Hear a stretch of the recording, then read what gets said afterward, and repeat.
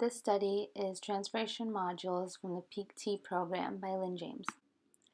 In the field of behavior analysis, a wide variety of treatment has been developed to treat children with developmental delays. One approach was verbal behavior done by Skinner in 1957. Skinner's definition of verbal behavior was that a discriminated operant was distinguished only by a special source of reinforcement. In verbal behavior, there are 6 verbal operants, which are tact, mand, echoic, interverbal, transcription, and textural. A tact is a form of labeling, which is when a child will label something they hear, smell, or feel. A mand is a form of requesting. This is when the response is controlled by the reinforcing stimuli, when the motivation of the mand would need to occur in the first place. Next, echoic is repeating vocally what someone else says. An interverbal is a response to another person's verbal behavior.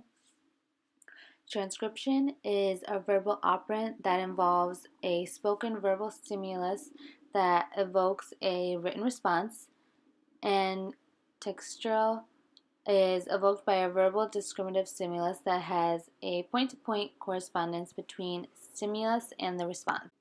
Although Skinner's development of verbal behavior has provided an establishment for behavior analysis of language, there are few criticisms to Skinner's interpretation. Hayes, Barnes, Holmes, and Ranch, 2000, states that there are a few problems that have risen from Skinner's account. They believe that Skinner's account was conceptual and not considered functional. Although Skinner's definition incorporates the history of 2 organisms, which were the speaker and the listener, it was not functional. In order for the definition to be functional, the history of the organism must be included. And since then, alternative behavior analysis has been proposed to enhance the understanding of language. RFT, which is relational frame theory, is an alternative account to language. RFT views verbal behavior as framing an event rationally. There are 2 main types of RFT, non-arbitrary relational responding and arbitrarily relational responding. Non-arbitrarily relational responding is based on the physical characteristics of stimuli. Arbitrarily relational responding is not based on the physical features of the stimuli, but the relation among the stimuli. For instance, responding is based off of contextual cues, not relating to the experience associated with them, based on social influences. Contextual cues come from controlling a specific pattern of responding, which is called relational frame. The different patterns of relation responding in the relational frame families are coordination, opposition, distinction, comparison, hierarchical, and didact. Coordination is relations of sameness and identity. Opposition is with some point of reference and event that differs from the point in one direction. Distinction is responding to one event that is probably not appropriate in another. Comparison is when the responding is in terms of qualitative or quantitative relations. Hierarchical shares the basic relations of comparison. And lastly, didact is the perspective of the speaker. Relational frame has 3 defining properties which consist of mutual entailment, transformation of stimulus, and comorbal entailment that are arbitrarily applicable and contextually controlled with broad implications. Mutual entailment is responding to a relation from one direction, A to B, and responding to another direction, B to A. Transformation of stimulus function is where a stimulus is transferred on the basis of how it relates to another stimuli. An example of this would be equivalence relations when someone says the word stop at a stop sign and a gesture from a crossing guard to stop. Comorbal entailment is when 2 or more stimulus can mutually be combined. An example would be responding to 2 combined relations, A to B and C to B, which can entail responses of a third relation that would be A to C. Relational responding is proven through exposure to multiple example responses. Once targets are taught, an individual will be admitted this pattern of responding without having to be directly taught every relation among the stimuli. The purpose of the study was to examine the PEAK-T program in determining if the skill can be acquired by one teenager with learning disabilities and be taught a skill with the PEAK-T assessment. The study was also evaluated to the extent to these procedures by evaluating the effectiveness in promoting relational responding as a generalized operant by exposing the participant to novel stimuli. The current study increases the literature on relational responding. In the current study involved one 16-year-old male who had a learning disability. The participant completed a consent form prior to any involvement in the PEAK program. Tony had age-appropriate verbal skills in answering questions using full sentences. He displayed elementary learning skills, and during school, Tony had an aide that helped him complete schoolwork and was placed in classes below his age level. Tony had difficulty attending to a specific activity for more than a 5-minute duration. By partaking in the study, he was able to enhance his language and joint attention. The materials in the setting, promoting the emergency of Advanced Knowledge Relational Training System, which is PEAK, Level 3 Orientation and Opposites 12J was used to conduct the following study amongst 4 training classes. One blindfold was used throughout AB, BA, BC, and CA relations, and during YZ test relations, the blindfold was removed. In the first stimulus AB relation, stimuli A was the word tall and paired with a tall remote. Stimulus B was the word short and was paired with a small remote. In the second training class, stimulus A was big and was paired with a big magic 8-ball. Stimulus B was small and was paired with a smaller ball. And in the third training class, stimulus A was thick and paired with a Kleenex box, and stimulus B was thin and paired with a thin piece of napkin. And lastly, for the first training class, stimulus A was a soft and paired with Play-Doh, and stimulus B was hard and paired with a block. Pictures of the stimuli are displayed here, and the study was conducted in the participant's kitchen on a 20-inch brown table with 5 chairs surrounding the table. Tony and the experimenter sat facing each other while with the table in between themselves, and the study was conducted over 3 days at 2 p.m. for 15 minutes during the client's therapy session. The baseline phase for AB relation consisted of 10 trial blocks, where each stimuli was randomly rotated during the trial block. No prompting, reinforcement, or feedback was given during this time. Before beginning the study, the client was blindfolded, and the experimenter then placed each item in the client's hand, randomly rotating each stimuli for each trial, and the experimenter would present the stimuli one at a time, letting Tony use his tactile skills to describe them. The experimenter would then deliver the SD to tell me the opposite of stimuli A, and while touching the stimuli. A correct response involved the participant to say the opposite of the feeling, and an incorrect response would be saying a word similar to or describing an item at all. Training was performed the same way as baseline, but verbal praise was given after each correct response.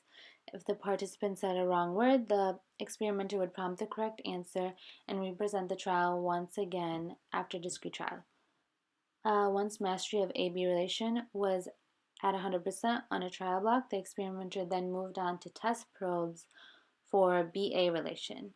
Each stimuli was presented the same way as AB relation, asking the participant to tell me the opposite but the same of stimuli B, and giving the client a stimuli for each training class that the client had not been exposed to.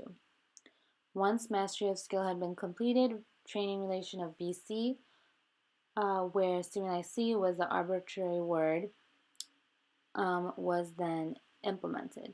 Training consisted of placing each stimuli in the participant's hand while blindfolded and pairing each arbitrary word with the stimuli.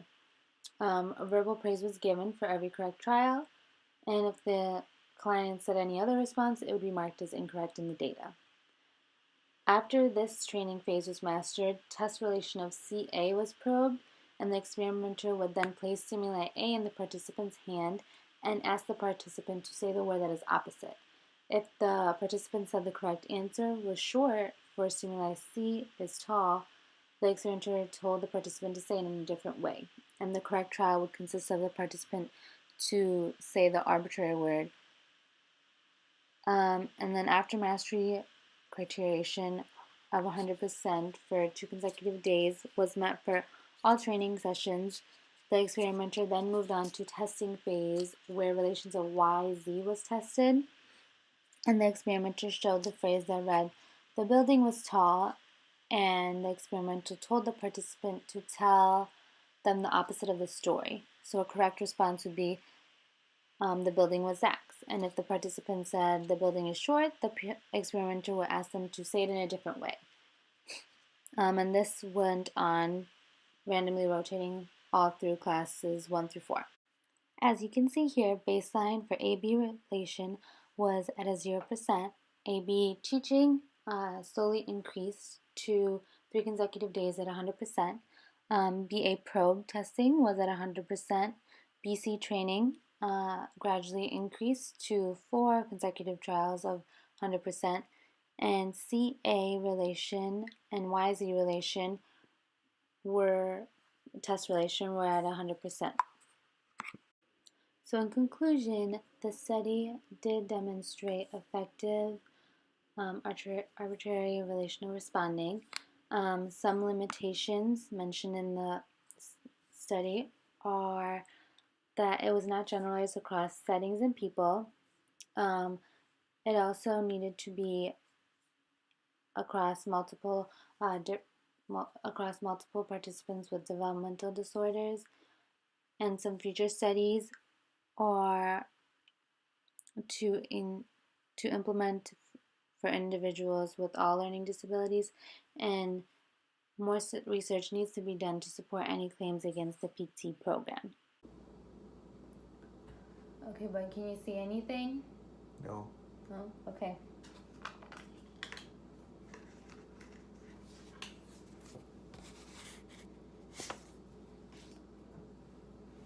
Ready? Tell me the opposite of this feeling. Smooth. Okay.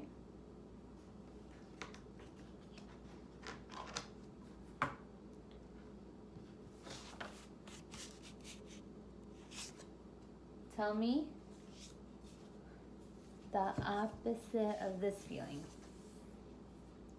Little.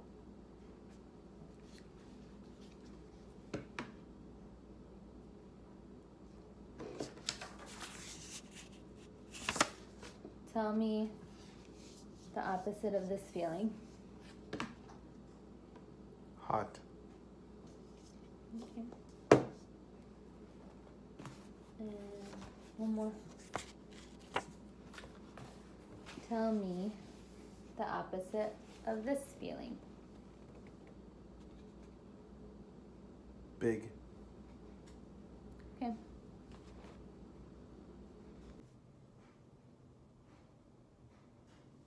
Okay, bud. You see anything? No. Okay. Tell me the opposite of hard. Soft. Okay. Tell me the opposite of thin. Thick. Tell me the opposite of short. Tall. Tell me the opposite of small. Big.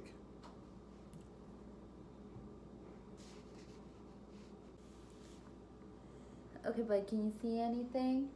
No. Okay. And tell me the same word as small. Say yab. Yab. Good job saying yab. Yab. Okay. Tell me the same word as hard. Say bog. Bog. Awesome. Nice job saying bog.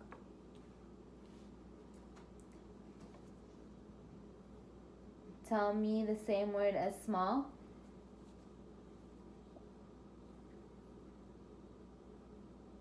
Yab. Good, bud. And tell me the same word as thin. Say kip. Kip. Kip. Nice job.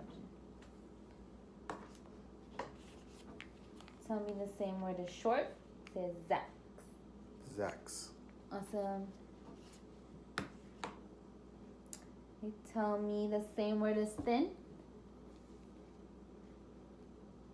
Kip. Oh, good. Nice job saying kip. One more. Tell me the same thing as short. Zax. Awesome. Very nice.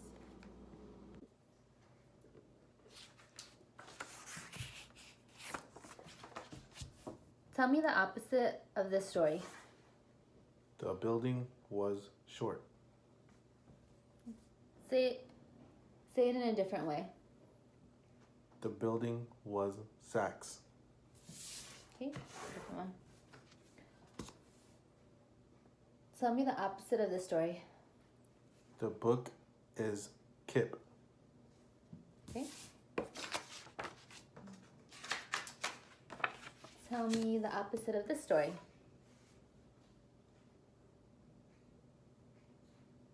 The banana is Bog. Okay.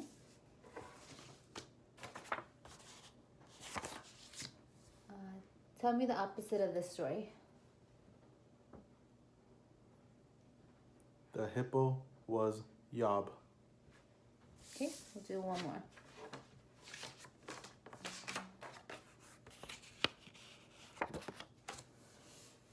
Tell me the opposite of this story.